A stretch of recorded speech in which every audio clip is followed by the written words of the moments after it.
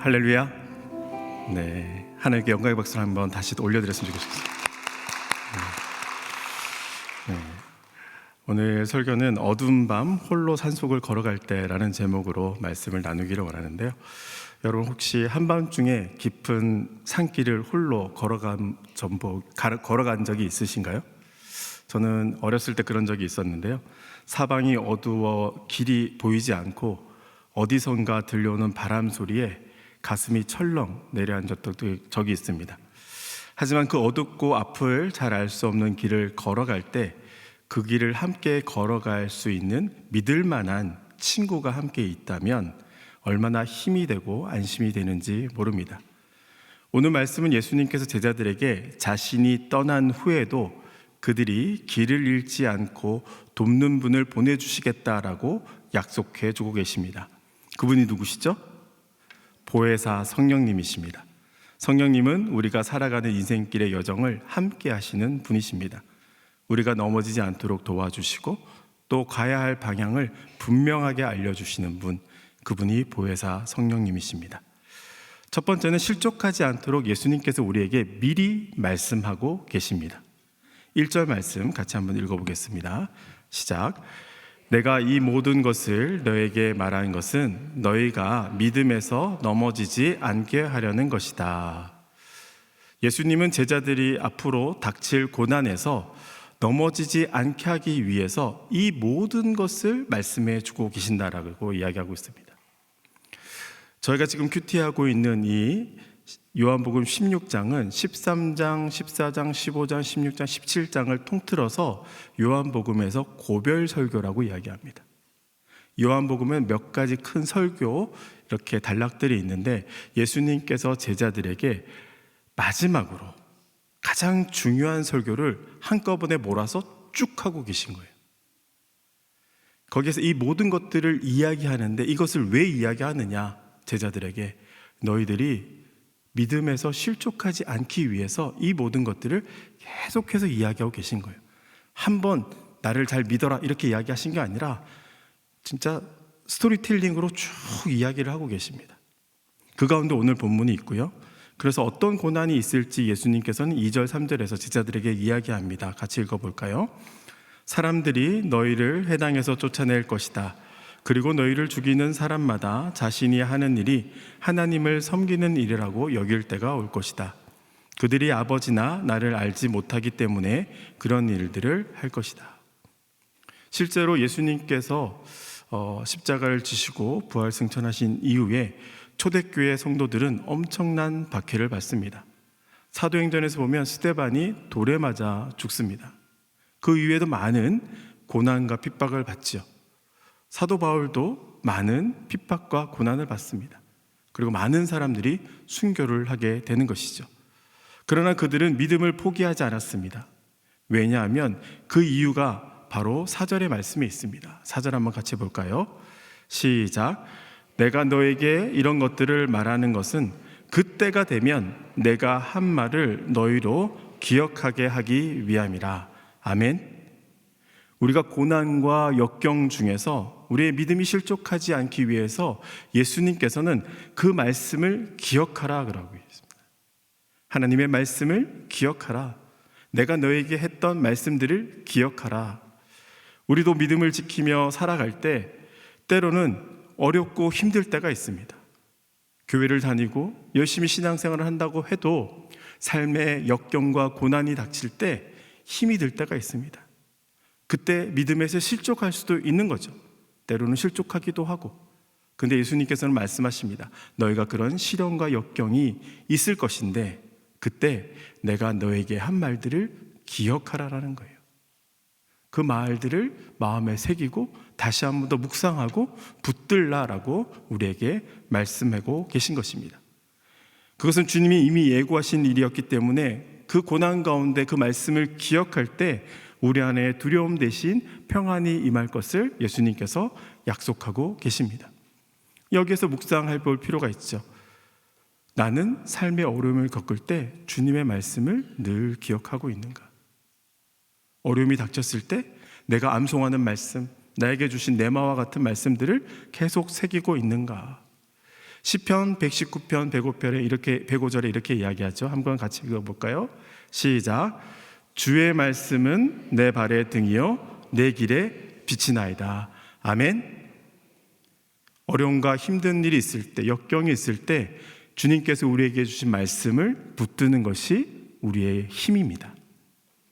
두 번째는 우리는 왜 마음에 슬픔이 가득한가예요. 왜 슬픔이 가득한가? 5절 6절 같이 보겠습니다. 시작.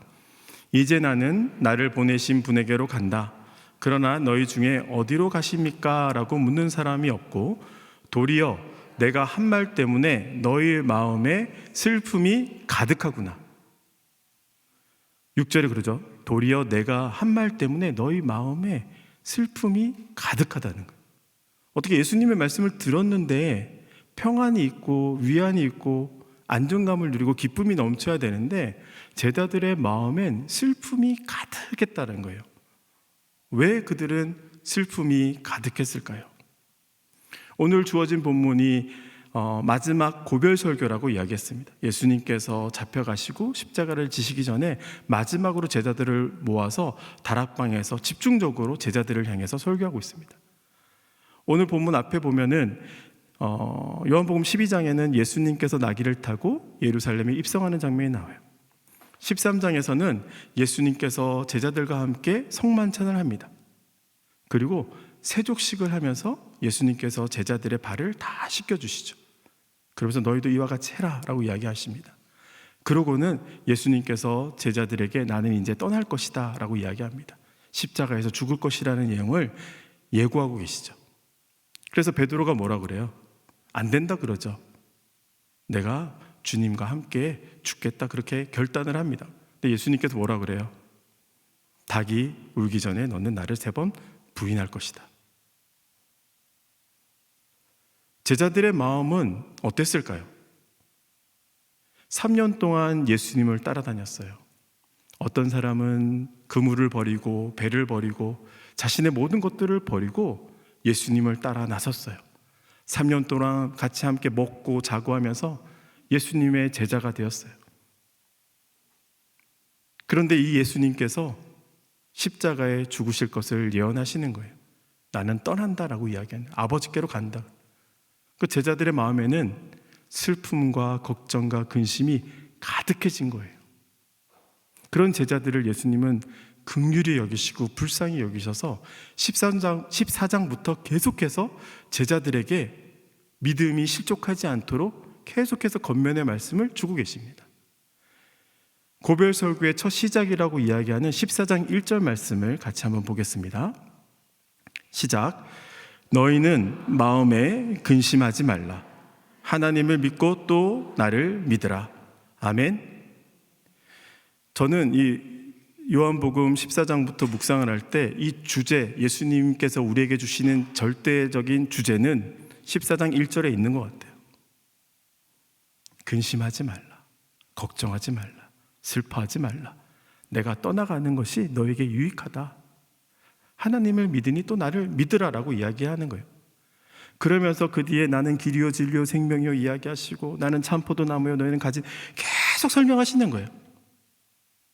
계속. 그리고 서로 사랑하라고 이야기하고 계속 이야기하는데 제자들의 근심과 걱정이 사라졌느냐? 안 사라지는 거예요. 그러니까 오늘 6절에서도 도리어 내가 한 말 때문에 너희의 마음에 슬픔이 가득하구나 라고 이야기하는 거예요. 제자들만 그런가요? 제자들만 그런가요? 여러분에게 하나님의 말씀이 있나요? 없나요? 없어요? 다 가지고 계시잖아요. 매일 아침마다 큐티하고 말씀 묵상하고. 근데 저는 큐티 사역을 하면서 큐티 강의를 거의 매달 하거든요. 적게는 3, 40명, 많게는 60명 오시는데 그분들의 과제를 제가 매주 받아요. 그래서 다 코멘트를 드립니다. 그런데 보면은 제일 문제는 뭐냐면 말씀을 묵상하면 하나님이 나에게 이런 말씀 주셨습니다. 묵상하고 적용하고 아멘 땡.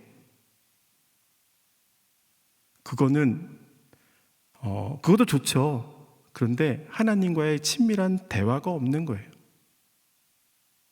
여러분 슬픔이 떠나가시기를 원합니다. 하나님 나와 함께 하시니까 슬픔이 떠나가시면 믿습니다. 그리고 아멘하고 기도하고 나오면 돌아서면 슬픔이 떠나가나요? 두려움이 떠나가나요? 걱정과 근심이 사라지나요? 사라질 때도 있죠. 하지만 그 부분은 계속 남아있는 거예요. 하나님의 말씀을 묵상하는 건, 하나님과 묵상하고 기도하고 큐티하는 건 정답을 찾는 것이 아니라 하나님과의 관계 안에서 그 어려움들을 하나님 앞에 내어놓고 하나님과 대화하는 거예요. 요한복음에서 하나님께서 그냥 근심하지 말라 끝, 그게 아니잖아요. 계속해서 길게 설명하시는 거예요. 왜? 그래도 불안해하니까, 근심하니까. 하나님의 말씀을 묵상하는 건 그런 거예요. 하나님이 나에게 말씀을 주셨어요. 그러면 그 말씀을 씹고 또 씹고 되뇌이고 그리고 삶으로 살아내는데 안 되면 안 되는 거 가지고 다시 이야기하고 대화는 반복되는 거잖아요. 큐티는 그런 거예요. 저희 아들이 있는데 아들이 이렇게 중학교 다닐 때 제가 이제 신방 끝나고 집에 갔는데 TV를 보고 있는 거예요. 다음 날이 시험인데 제가 그러면 안 되는데 왜 공부 안 하고 TV 보고 있냐? 라고 이야기했을 때 저희 아들이 화가 나서 그냥 방으로 들어가서 문을 탁 닫고 공부할게 하고 들어갔어요. 네, 저와 아들이 대화를 한 건가요? 대화를 한 건가요? 아니죠. 하나님의 말씀을 묵상하고 내 삶에 적용하는 것은 그냥 정답을 그냥 윤리적으로 도덕적으로 하나님의 계명을 그냥 딱 붙들고 사는 것, 그것으로 산다면 사라지는 것도 있지만 우리의 삶의 영역에서 계속해서 사라지지 못하는 것들이 있다는 거예요. 제자들도 마찬가지. 예수님께서 함께 3년 동안 하시고 사람을 살리시고 죽은 자를 살리시고 병든 자를 치유하시고 많은 이들을 먹이시고 수많은 이적과 기적과 그 예수님과 함께함에도 불구하고 저자직강을 들었음에도 불구하고 그들은 예수님께서 떠나간다는 말씀에 근심하고 슬픔이 가득한 거예요. 하물며 저와 여러분은요, 하나님의 말씀이 있어도 그 말씀을 붙들고 하나님 아버지와 씨름해야 되는 거예요. 내 삶이 그렇지 않아요. 어떻게 하면 좋아요? 도와주세요. 해야 되는 거죠. 그래야지 하나님께서 우리에게 평안을 주시는 거예요. 그런데 예수님께서는 지속적으로 14장부터 그렇게 근심하고 있고 어려워하고 있고 슬픔 가운데 있는 그들에게 한 번이 아니라 계속해서 이야기하시는 것이 있어요. 어떻게 보면은 답정너라고 할 수 있는데요. 14장 16절 보겠습니다. 요한복음 시작. 내가 아버지께 구할 것이니 아버지께서 너에게 다른 보혜사를 보내셔서 너희와 영원히 함께 있도록 하실 것이다. 아멘. 14장에서도 결론적으로는 근심하는 제자들에게 내가 너희에게 보혜사 성령을 보내주시겠다고 약속하시는 거예요. 14장에서만 이야기하느냐? 15장 26절 같이 보겠습니다. 시작. 내가 아버지께로부터 너희에게 보낼 보혜사 곧 아버지께로부터 오시는 진리의 성령이 오시면 그분이 나에 대해 증언해 주실 것이다. 또 누구를 보내신다 그래요? 보혜사 성령님을. 또 오늘 본문 볼까요? 16장 7절 같이 큰 목소리 한번 읽어보겠습니다. 시작. 그러나 내가 진실로 진실로 너에게 말한다. 내가 떠나가는 것이 너에게 유익하다. 내가 떠나가지 않으면 보혜사가 너에게 오시지 않을 것이다. 그러나 내가 가면 너에게 보혜사를 보내주겠다. 예수님께서 갑자기 이런 말씀하시죠. 내가 떠나는 것이 너에게 유익하다. 이해되지 않는 말씀입니다. 더 당혹스럽고 더 슬픔이 있는 말씀입니다. 하지만 그것으로 끝나는 것이 아니라 내가 떠나야 보혜사를 너희에게 오실 수 있다. 보혜사가 너에게 오실 수 있다라고 약속의 말씀을 주시는 거예요. 어떻게 보면 예수님의 답은 하나로 귀결됩니다. 나는 떠날 것이고 보혜사 성령을 너에게 보내주실 것이다.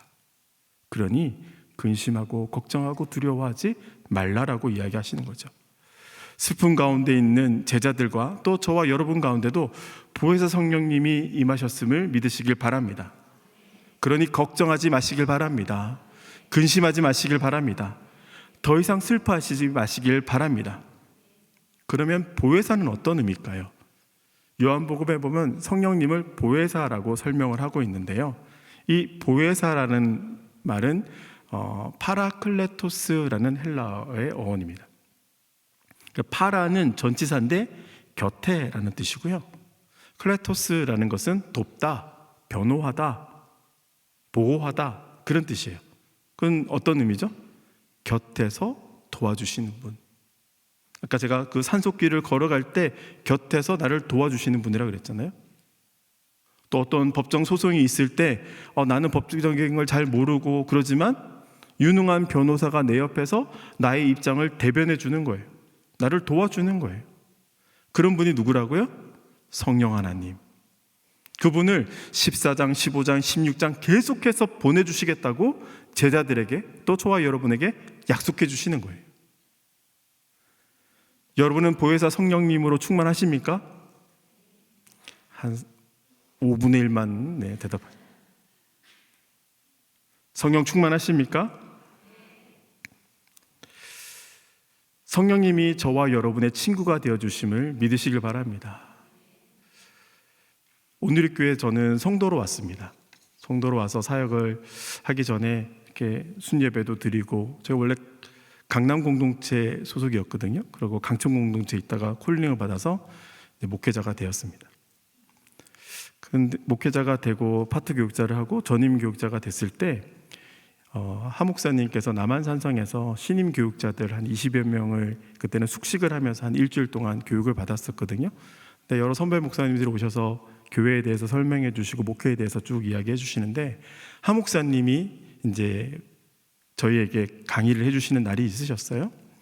하 목사님이 이렇게 그때도 많이 힘드셔서 오셔서 칠판에다 쓰셨어요. 온누리교회 목회 철학, 온누리교회 영성 5가지. 첫 번째 뭔지 아세요? 말씀. 두 번째 성령. 세 번째 선교. 네 번째 사회 참여. 5번째 공동체. 처음 들어보세요? 괜찮아요. 새가족 가정에 제가 다 집어넣어놨는데, 그리고 임직자 스쿨 제가 담당이거든요. 순장학교 하거든요. 그때 제가 또 반복합니다. 근데 제가 평신도로 7년 있었고 파트 교육자를 2년 하고 전임이 됐는데도 하 목사님 그 이야기 하실 때 처음 알았어요. 하 목사님이 그러셨다는 거예요. 나는 이 5가지 목회 철학의 영성을 가지고 목회를 해왔다. 말씀의 영성은 뭘까요? 여러분 큐티 하잖아요. 1대1 하잖아요. 순예배 드릴 때 하나님의 말씀 큐티로 하잖아요. 우리 교회 주일 예배 설교는 강해 설교죠. 그러니까 말씀이신 예수 그리스도, 그 말씀의 중심이 되는 영성을 성도들에게 함양한다. 말씀을 통해서 그리스도인의 삶을 살도록 도와준다. 그래서 이 말씀의 영성이 첫 번째. 근데 말씀의 영성만 붙드는 것이 아니라 뭐요? 성령의 영성을. 그래서 하 목사님 목회 초기에는 성경 공부를 많이 하셨어요. 그런데 한번 첫 번째 안식년을 미국의 그 하와이 코나에서 예수제자 그 DTS를 받고 오셔서는 성령 사역을 시작하셨어요. 그러면서 온누리교회는 말씀이 중요했지만 말씀과 함께 성령의 사역, 성령 충만한 예배, 성령의 은사, 성령을 통한 우리의 삶, 충만한 삶, 이렇게 해서 성령의 영성을 강조한다는 거예요. 그래서 이 말씀과 성령으로 무엇을 받느냐? 하나님을 경험하는 거예요. 하나님의 사랑을 경험하는 거예요. 구원을 경험하는 거예요. 주님이 나와 함께 하심을 말씀과 성령으로 충만해지는 거예요. 그래서 은혜 받은 하나님의 자녀가 되어서 나만 은혜 받고 나만 구원받고 끝나느냐? 그게 아니라 이것을 가지고 선교하는 거예요. 어려운 사람 도와주는 사회를 참여하는 거예요. 봉사하는 거예요. 그래서 선교와 사회 참여로 아웃풋으로 나가는 거예요. 말씀과 성령이 인풋이고 아웃풋이 선교와 아울리치로 나가는 거죠. 그리고 사회 선교로. 근데 이런 것들을 혼자 하느냐? 그런 것이 아니라 공동체 영성으로 한다는 거예요. 이 공동체에 교회가 있는 거예요. 여러분이 속한 순이 있는 거예요. 다락방이 있고 각 지역 공동체들이 있고 캠퍼스가 있고 더 나아가 온누리교회가 있는 거예요. 함께 말씀으로 성령으로 선교로, 사회 참여로 이 영성들을 가지고 하나님 앞에 그리스도를 닮은 삶으로 하나님 오신 그날까지 믿음의 길을 걸어가는 것이 오늘의 교회 영성인 거예요. 이해가 되세요? 말씀을 묵상하고 말씀을 삶에 적용하는데 성령 하나님의 도우심이 없으면 말씀이 이해되지 않는 거예요. 말씀이 해석되지 않는 거예요. 그렇기 때문에 예수님께서 내 말씀을 기억하라 하고 말씀하시면서 계속해서 그 말씀을 통해서 역사하기 위해서는 누가 오셔야 된다고요? 보혜사 성령님이 오셔야 된다는 것을 14장, 15장, 16장 계속해서 우리에게 이야기하시는 거예요. 이해가 되시죠? 그러면 나는 이 보혜사 성령님이 하시는 그 사역에 함께 사역하고 있느냐, 그 영향력을 받고 있느냐 돌아보게 되는 것이죠. 8절부터 11절까지는 성령님께서 책망하시는 내용이 세 가지가 나오는데요. 한번 같이 읽어보겠습니다. 시작. 보혜사가 오시면 죄에 대해, 의에 대해, 심판에 대해 세상을 책망하실 것이다. 죄에 대해라고 한 것은 사람들이 나를 믿지 않기 때문이요, 의에 대해라고 한 것은 내가 아버지께로 가므로 너희는 다시 나를 볼 수 없기 때문이다. 심판에 대해라고 한 것은 이 세상의 통치자가 심판을 받았기 때문입니다. 여기서 성령이 오시면 죄와 의와 심판에 대해서 세상을 책망하신다라고 이야기하십니다. 이 부분은 그냥 넘어가고요. 12절, 15절 말씀 마지막으로 한번 같이 읽어보겠습니다. 시작. 아직도 내가 너에게 할 말이 많지만 지금은 너희가 그 말들을 알아듣지 못한다. 그러나 진리의 성령 그분이 오시면 너희를 모든 진리 가운데로 인도하실 것이다. 그분은 자기 생각대로 말씀하시지 않고 오직 들은 것만을 말씀하시며 또한 앞으로 일어날 일들을 너에게 말씀하실 것이다. 그분은 내 것을 받아서 너에게 알려주실 것이므로 나를 영광되게 하실 것이다. 아버지께 속한 모든 것은 다 내 것이다. 그렇기 때문에 성령께서 내 것을 받아서 너에게 알려주실 것이라고 말하는 것이다. 여기서는 성령님은 우리를 진리로 인도하신다는 거예요. 성령님이 많은 역할들을 하시고 많은 사역들을 하시는데 예수님께서는 특별히 진리의 영으로 우리를 인도해 주신다라고 말씀해 주십니다. 아직도 내가 너희에게 할 말이 많다. 하지만 너희가 그 말을 알아듣지 못한다.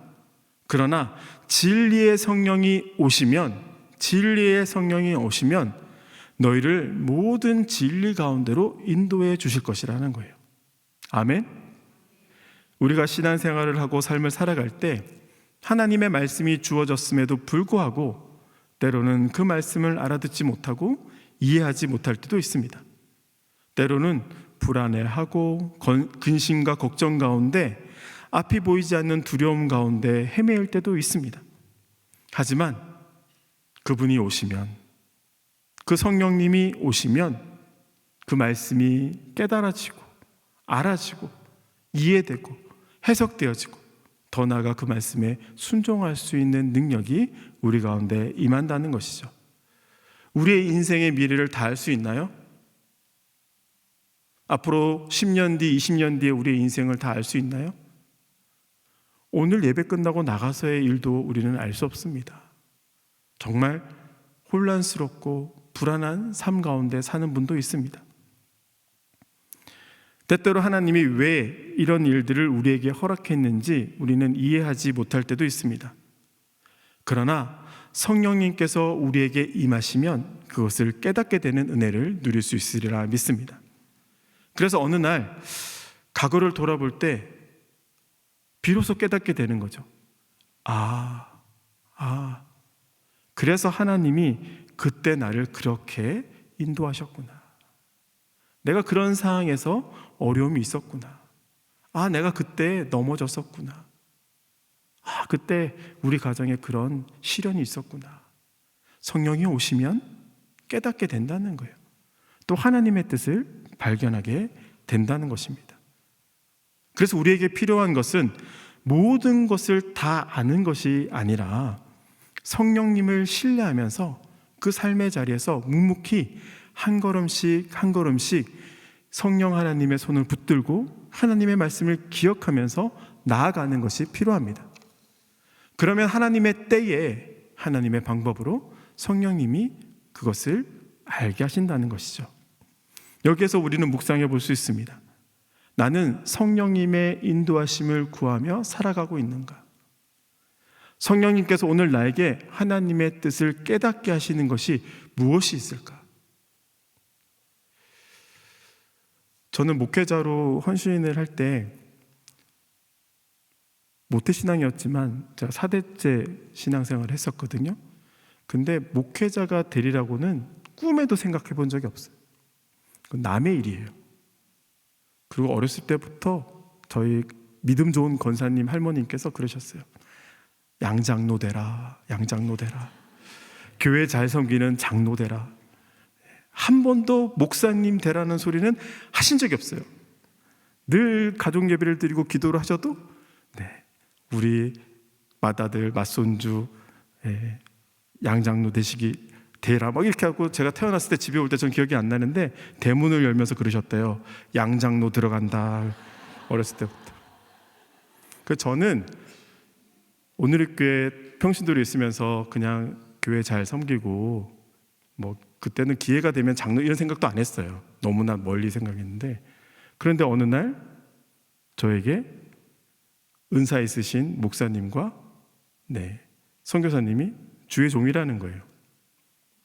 박종열 목사님이라고 계신데 그 목사님이 저희 집에 신방 오셨다가 제가 강촌 공동체 있을 때 하시는 말씀이, 신방 잘 하시고는 끝에 형제님은 오늘 교회에서 같이 목회를 해야 될 것 같아 그러시는 거예요. 그래서 제가 초면에 농담하지 마십시오.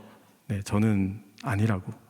근데 계속해서 그러시는 거예요. 아니야, 꼭 할 거니까 지금부터 준비해 그러시는 거예요. 그랬는데 그 뒤에 진리의 성령님이 저를 깨닫게 해주셨어요. 목회자의 길을 가게끔. 목회자가 되고 난 다음에도 때로는 이해되지 않는 일들이 있습니다. 해석되지 않는 일들이 있습니다. 그럴 때 성령 하나님께 무릎 꿇고 기도하면 성령님이 생각나게 해주시고 깨닫게 해주시고 그 길을 인도해 주심을 경험합니다. 아시는 분도 있지만 저는 이제 아내에게 신장을 이식한 목사로 이제 지금 좀 됐으니까 모르시는 분도 많은데, 제가 이제 목회를 하게 될 때 저희 아내가 이제 신장을 나빠져서 투석을 시작하게 됐어요. 한 목사님보다 먼저 투석을 시작했거든요. 그래서 많이 물어보셨어요. 한 목사님 가족분들도 어떠냐 뭐. 그래서 이제 목회를 하면 그 은사가 있으신 어떤 선교사님이 형제님이 목회자가 되면 사모님이 건강해지실 거예요. 그런 예언을 하시는 거예요. 그래서 제가 이렇게 약간 그런 신비주의는 안 믿거든요. 근데도 이제 그렇게 했는데 제가 신학교를 가게 되고 오늘교회 사역을 하고 목사 안수를 받고, 그래도 저희 아내는 치유가 되지 않고 투석을 하고 또 신장에 암이 생기고 너무 힘든 거예요. 거의 죽는 순간까지 갔어요. 폐혈증 걸리고 몸무게가 32kg 나가고 뭐 소변 이런 것도 안 나오고 한 9년 10년을 했거든요, 투석을. 그렇게 하면서 거의 이제 아내도 이제 죽고 싶다고 기도하고 빨리 떠나고 싶다고. 그런 가운데 제가 요한 1서 말씀을 묵상하는데 그러시는 거예요. 보이지 않는 하나님을 사랑한다 그러면서 내 주변의 형제를 사랑하지 않으면 가짜라는 거예요. 근데 그 형제가 제 아내인 거예요. 제가 그 기도하면서 목회자가 되고 나서 아내가 투석을 하고 그렇게 했는데도 제가 이식을 해줘야지 하는 생각을 할 때마다 제가 그랬어요.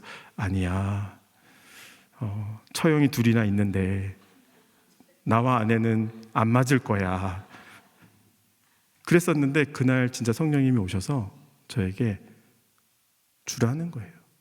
내가 너를 위해서 십자가에서 목숨을 줬는데 너는 아내를 위해서 신장 하나 못 대주냐? 네가 하나님 사랑한다고 목회자가 됐는데 그것도 못하냐는 거예요. 성령님이 강하게, 그래서 제가 아내에게 이야기했어요. 내가 너에게 여보에게 이식할게. 병원에 있을 때 아내한테 그랬더니 아내가 이제서야 당신이 나를 사랑하는 줄 알겠구나. 그래. 제가 8, 9년 동안 수발을 들었는데 그래서 이식을 했는데 잘 됐어요. 그러니까 저희 아내가 건강해요. 지금 한 12년, 13년 됐는데, 근데 제가 그때 깨달았어요.